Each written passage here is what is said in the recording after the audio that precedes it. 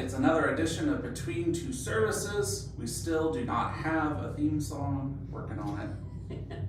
I'm joined this morning with Debbie Evelyn, who's a member of our vestry, and was the chair, the illustrious chair of the Woodford County School Board, and is someone who has been active in local politics, but is not on the ballot this year. And we're talking about, on the eve of the election, Christian faith. What is it like? How do we show compassion to people who put themselves forward to be on the ballot? Because of course, that's a very kind of vulnerable place to be. Yes. I mean, your neighbors are making a judgment about your leadership. It's an election is like an evaluation by complete strangers. It's kind of Right. not always a pleasant experience, but a necessary one, right? Right. So I thought we'd start and talk about that because because this is something that I really want to lift up. I think there's two principles that I always operate out of. One, if we want to have good government, we have to have good elected officials. And so that means we need to have good candidates. I mean, that's how it works. If you have good candidates, then good people get elected, then you have good government.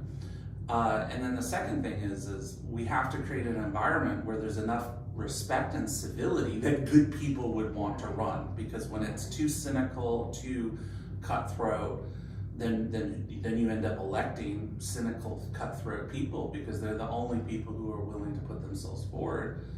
And then you end up with a cynical and cutthroat government, which is not good governance. Right. So let's talk about candidacy on a local level. So, good morning, everyone. I first ran for the school board in 2008. I had two young daughters. They were in 3rd grade and 5th grade. And I was pretty involved in their schools and came to be more aware of what the school board did, so I decided to run. It was very frightening, as you said. I can distinctly remember going to the courthouse to file my paperwork. The courthouse, it was very confusing, and even what district I lived in. I think I kind of read that as that they knew who was going to run and everybody knew their place, and I was an outsider at the time, probably still am, because in a place like this, you lived here forever or you haven't. There's Right. not a lot in between.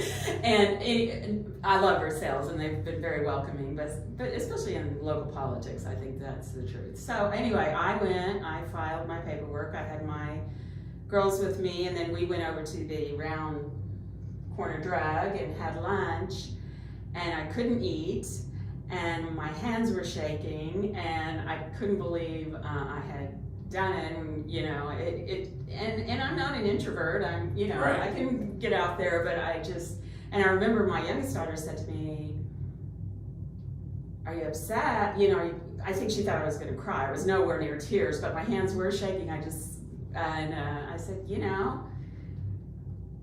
my first thought was I'm going to assure her, "Oh, I'm fine," but then I said, "No, I'm nervous. Yeah. I've done something big here, Sophie, and I am nervous about what I'm going to have to do, but I'm going to still do it, but Right. I'm really nervous about it at this moment." So it was kind of a big deal for me at that point. And so the school board is in districts. There's 5 districts. And they're incredibly confusing. Yeah, they are. They need to be redone, but that's for the current board. So it happened that I was in the district of the man who was the chairman at the time. So I didn't really have a problem with him. I just wanted to be on the school board, and I happened to live in that district, so I had to run against the incumbent who was the chairperson at that time. So that was another thing. Did it But feel yeah. like a little bit like David versus Goliath, or? Yes, absolutely, because nobody knew who I was. And you talk about how the school boards are districted.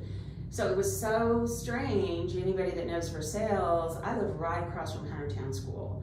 That's where my kids went. That was my community. Those were my friends. But for some reason, I was districted in, I had Marywood, I had all this area up here. So I didn't really have any of my natural community. None of my friends could vote for me. I think this was kind of a surprise when I say the districts. When I went to the courthouse, I was like, what? Wait. You know? And like, I've got core supporters. right, I know, They're just not in my district. I know, and this is my community. This is my neighborhood. I'm supposed to represent them. So anyway, so that was challenging, but good for me because I learned a lot about places where cells I'd never known about. I knocked on every single door. You can get voter lists from the state, so I got the voter lists, and I knocked on every door in my district. How long did that take? I think I started in September. It was this very low level campaign for a school board. Like I got these really cheap yellow T-shirts and made my logo on that's cool. what was available at the time Sure. in 2008 because I had it was very low budget. I did buy some signs, but so it's like I didn't know how soon or how late or to start, and I probably started in September. I did have friends help me knock on doors. Okay. Did your girls ever go door knocking with you? They went with me. Awesome. They did not think it was awesome, but they got a Dairy Queen after every time they went because I thought, if you smile, because I thought the last thing I need running for school board is two petulant kids going, I want to go home, standing behind me. So Mom's dragged us out to do this. yes. And it's funny, my oldest one, who was in the 5th grade at the time, we came up to one door. I had these flyers that hung on doors. And so we came up to one door and she goes, oh, it's a number 3. And I said, what? So she had studied the doorknobs and all this knocking that she'd been part of, had labeled the different kinds of doorknobs. Okay. And which were the best to hang the flyers on. There you go. I know, and I thought, well, she's been using her time wisely, I guess. I don't know if a doorknob expert is a marketable skill, but she had it by the end. So no, I think it was really good for them, and they talk about it now. It was important. Well, I needed to take them. They were kind of that age where you may be able to stay at home, but may not, and it was good for them to go with me. So. But I thought it was really good for them to go with me, so. I actually think participation in the democratic process as a youngster, it is good because it instills those values. Yeah. The importance of voting, the importance of community service, also just the awareness that we do live in diverse communities and people have different perspectives. Right.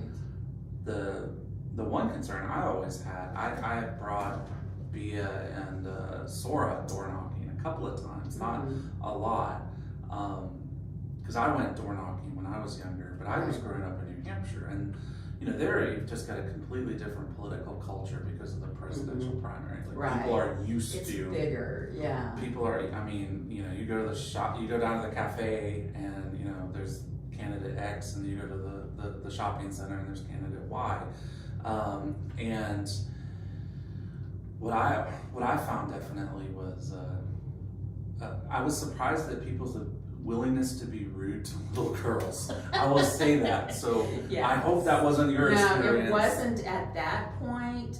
The last time I did any serious door knocking was for the nickel tax for the high school. Yeah. And my girls were grown by then. They did go out with me, but they weren't little anymore. But there were some young kids with us, and I was appalled. Yeah. So.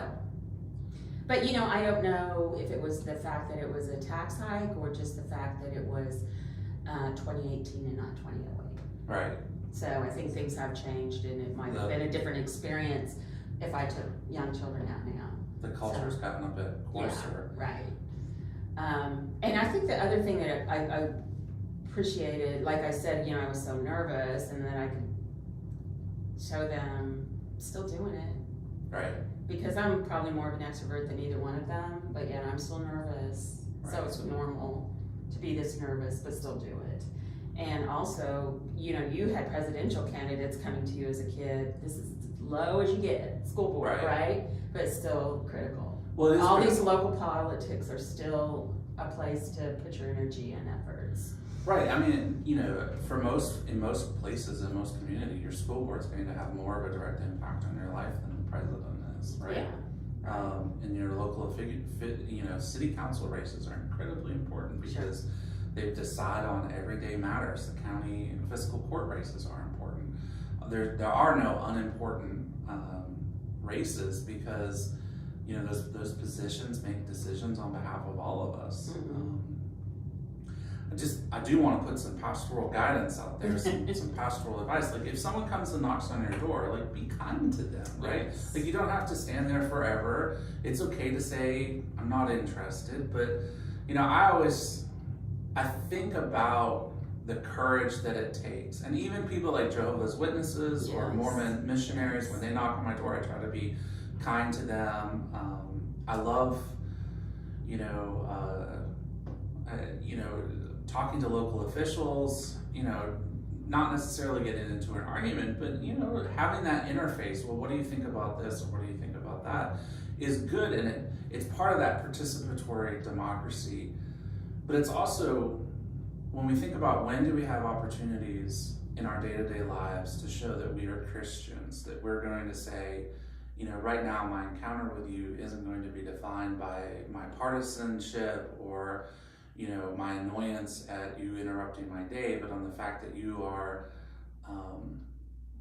a fellow child of God, and whether I agree with what you want to tell me or not, you can recognize that someone's motivations are generally good. Like, if a candidate is knocking on your door, they're not doing it because they didn't have something they'd rather be doing, right? There's few that actually truly enjoy that. So right.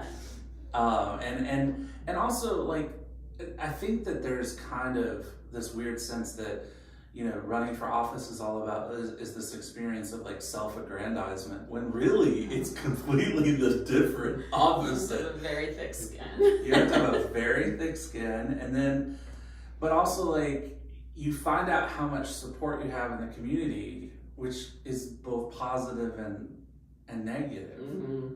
Yeah. And I think too, when you, I feel the same way. Maybe it's because I have knocked on doors. I knocked on doors before I was doing it for myself or other things. I've just been involved in different campaigns, but I have sympathy for the guy that wants to do my yard, Right. like when they're knocking on your door. It's just like, oh, I'm sorry, will you do it? Or, because to go up and knock on someone's door is a really big thing, and that means they really need that job. They really Right. need that money. So it does. It's what my mother always said, that everybody should be a waitress because they get a lot of grief, and I was a waitress and Got a lot of grief. Yeah, and so I think any of these experiences you have give you empathy for other people. So, but by and large, it was good, and it was interesting too, because if people do want to talk to you, and I learned this too, I can learn something because they learned from me. I had several people in that campaign that said, "Oh, was that elected?" Yeah. And I was like, "Yeah, you elect your board of education." I mean, they didn't know. They didn't know. Yeah, so, and a lot of people just don't answer the doors, but I think that's probably more prevalent now too, but especially in this season when everybody's, I think COVID kind of cleaned it out though. I haven't had many door knockers this year. So. I haven't either. Like, I think post-COVID, a lot of things changed. Right.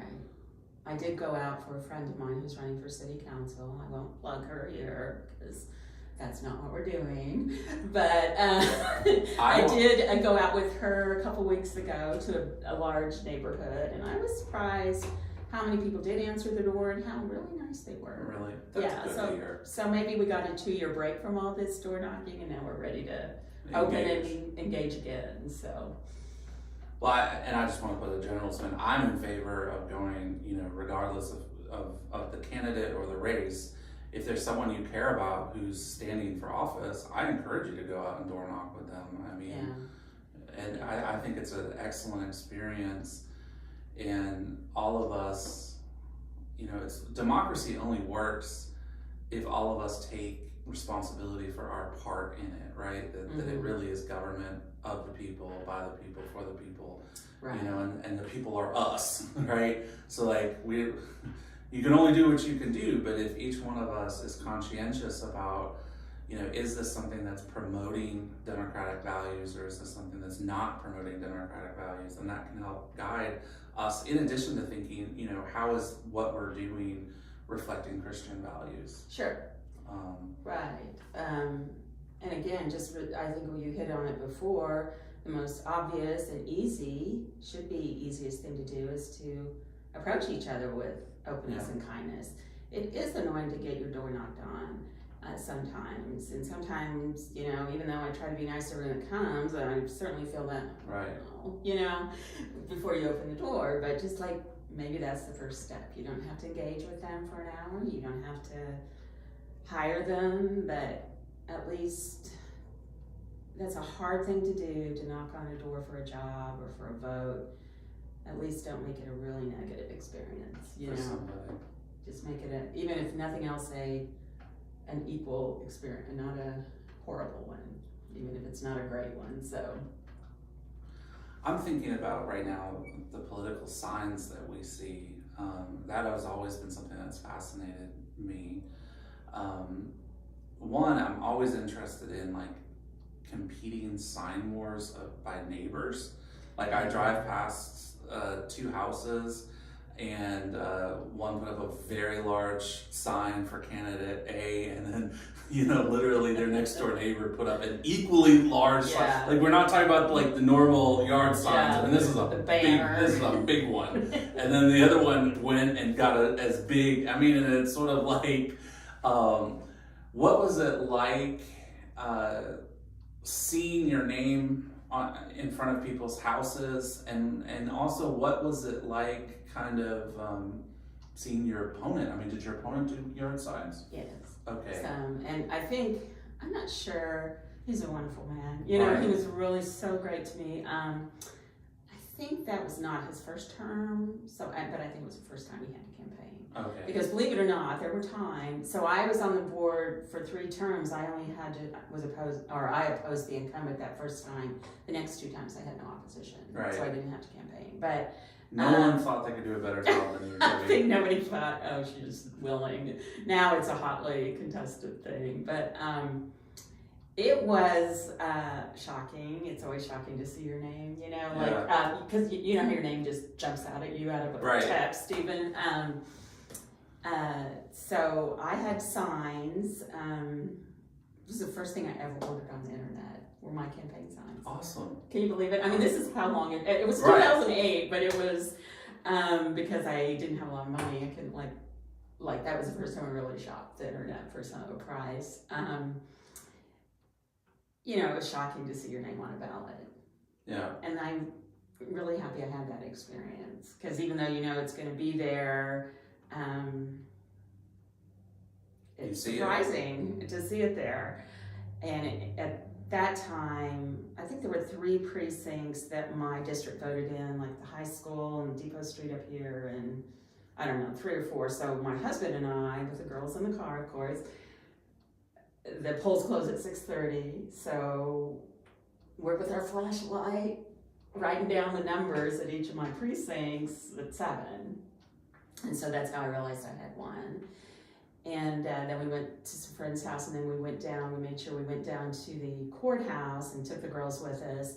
And that, you know, it's just a neat experience in a small town. We saw the sheriffs coming in with all their guns, with the ballots under guard, and so we experienced the whole little part of it. So, and it's a memory. It was great. And I think seeing signs are shocking, but seeing your name on a ballot is kind of cool. Seeing your name.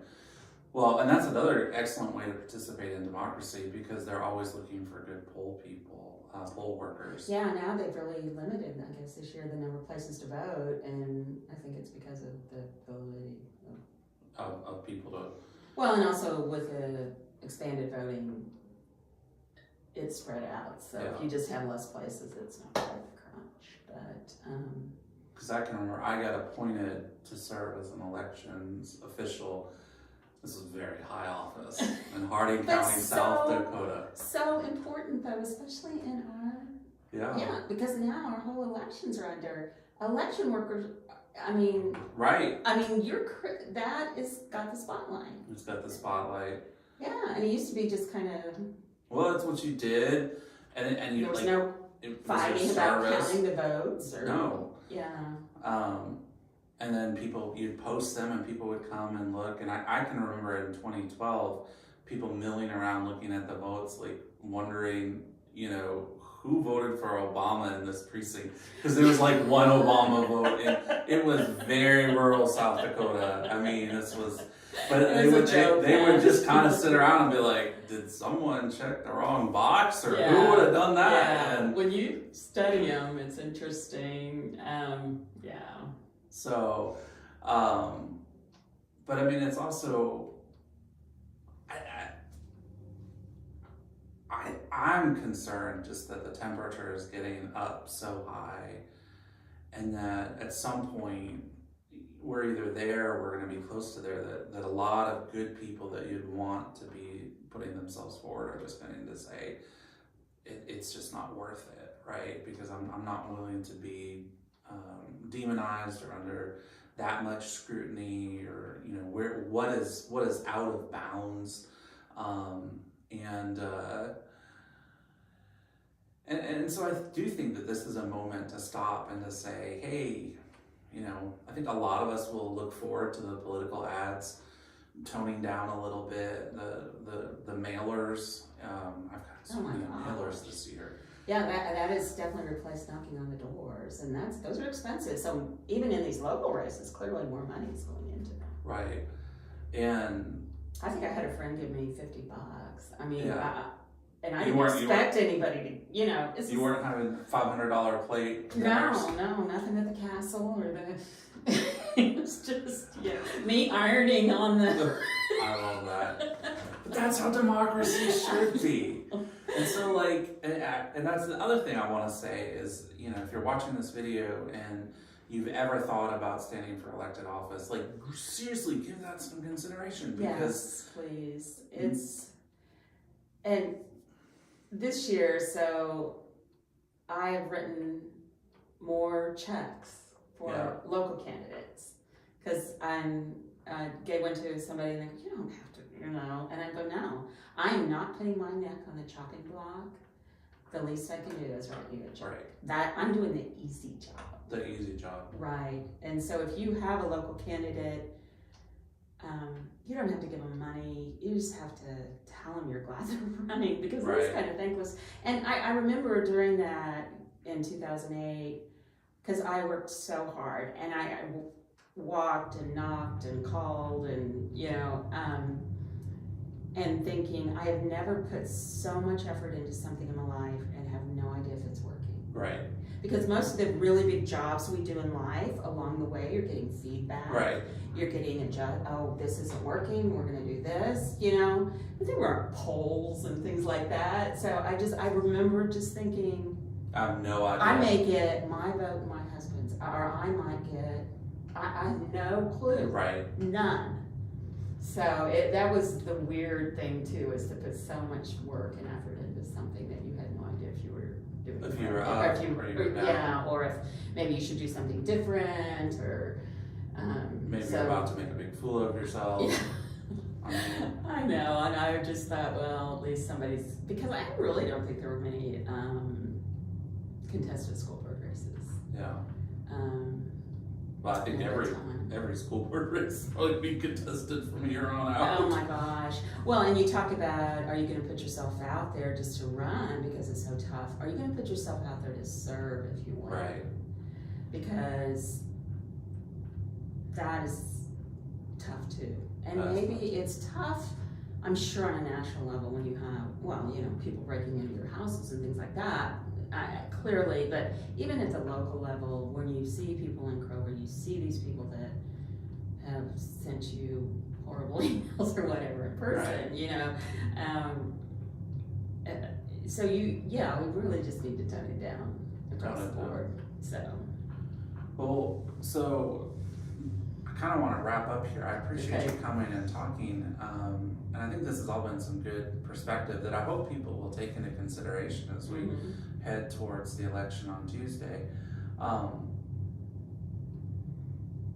You've got several friends who are on the ballot, and having been on the ballot yourself, like, how was this weekend for them? I think it's tough. It depends on their situation. I talked to a friend that I passed by on the way to church today. He's fine. He feels confident. I don't know if he feels confident. I think, he's an incumbent, but he told me, and it's just the best attitude in the world, is I'm gonna be in the community working, whether I win on Tuesday or not. So that's really healthy. I have another friend who I'm certain, I haven't talked to her for a few days, is very, very stressed. I'm very nervous. And then I have my friend on city council that I went and walked with, and she's just knocking on doors, just keeping active. And again, she's, anyone that knows who I'm talking about, you probably do if you know me, she's not going away either. Right. Win or lose. So, but it is nerve-wracking because there is some, let's be honest, especially if you're an incumbent, there's some ego involved in this. Of course, now, if you contest somebody, I think it's harder to lose an incumbent because, like maybe they wouldn't have elected me against Mr. Bostrom, but why would they? Right. He had done a fine job, I just wanted a new perspective. So, but had I lost after I had served, then that's going really, to be tougher. That's really a statement. That is more of a judgment of on you personally, or at least you feel like it is. So, and that's kind of that. I think we've gone to a really good place here, and that is we want to be loving and kind to people when they lose. Oh, absolutely, and when they're running, and that's the same like knocking on a door. You don't need to be mean to someone that comes to your door. Right. And there's several people that have these no soliciting signs. I never go to those doors. If you really feel that, just do that. Don't wait till they get up there and then be rude. Yeah. So, but because there's no, they're doing something you're not doing. That's really tough. Well, and I do think like if you're involved in the community, people who are on the ballot on Tuesday, if they win, congratulate them. But if they lose, then really think about, really think about how you can be the presence of Christ there. Yes. And because I think it's in those moments of rejection that we remember, like our worth doesn't come from our achievements. It isn't coming from the validation of others. It's innate. It comes from God. It's there. But also, the reality is these are competitive elections, and even if you have two good candidates, one gets elected and one doesn't. And so, how do we model graciousness about that? Because I feel like there's this tendency to revel in the defeat of others, and sometimes I feel myself pulled into that tendency. But I think in local races, particularly, you're going to run into this person in Kroger, right? Yeah. And like the man I talked about that I ran into this morning, he's lived a long life. He's very wise, I think, in many ways, in ways that I could not be because of the life he's lived. But he knows his self-worth. Yeah. And even if you're not elected, even if you lose an election, that doesn't mean you don't have gifts to give to the community. Exactly. But I think sometimes, and I could see that I would have felt this way, like, well, they don't want me. Your human instinct, when, well, if they don't want me, then I'm just going back. I'm out. You still have gifts. Just the fact that you would do this and put yourself out there says a lot about you and how you feel about Woodford County. And so don't just let them know, I'm glad you're part of my community. What are you going to do now? I hope you do something else because you're important and you're going to improve us. So even if you didn't win this election, and just try to, I mean, I don't know, it's. Yeah. That was my first foray into local politics. I'd lived here 8 years. I rounded it up to 9 when I was campaigning. There you go. And then the woman pretty much threw me out because she'd lived here 90 years. So, you know, but local politics can be as rough as anything. Right. I've learned over the last 20 years. So. Well, I appreciate you having this conversation Yeah. with us.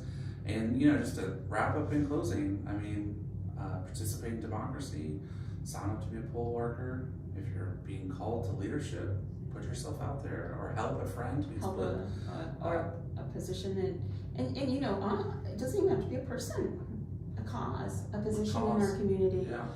Look how many wonderful things have happened, just like, I say Huntertown Park, or just people have a cause that makes our community better. It doesn't even need to be campaign, but there's lots of opportunities. Should I put in a pitch now for vestry? Also, And- stand for vestry. Yes, run And- for your and- your and- local organization. And democratic values, and all of that applies also for deputies to convention and vestry. And we're still taking names for our annual meeting, and hoping to have a good slate of candidates for that as well, because every organization, every community that functions on democracy requires good people to stand up and put themselves out there, whether they're elected or not. So Yeah. thanks, Nice Debbie. to each other. Thank you. This was fun. Makes me so happy I'm not there on Tuesday. But